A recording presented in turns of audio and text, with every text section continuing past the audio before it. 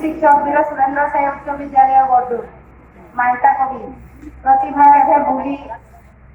केभे लुकी नहीं रहे जेनता कादो भितर पदम फूल फुटी उठी हेन्ता गुटे अति गरीब परिवार ठान जन्म ही करी निज प्रतिभा बोले आए आपन निजर जन्म माटी ना रखी पारिछ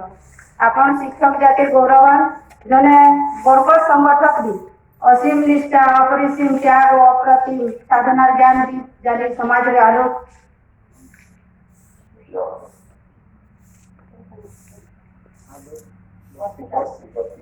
आलोक बर्तिका साजिशन आपण कोसली सम्बलपुरी भाषा जने बरकत साहित्य कवियान आपण लेखा माने अनेक पत्र पत्रिका कलापटा साहित्य की स्थान पाई सारलेन आपण निरंतर आपण कार्यक्रम चले करी राय सारा चटनी मास्टर नाथ ही परिचित होई सारिसन अलगा लोक को हसई करी आपण खुशी अनुभव करसन बहुत अनुष्ठान मान को आपण निजर कला प्रदर्शन करी सम्मानित होई सारिसन आपण गीत कविता गाई करी मचान दुलकावासी महिला आपण जने टीवी कलाकार तरंग टीवी चैनल गाँ आखड़ा कार्यक्रम जने सफल कलाकार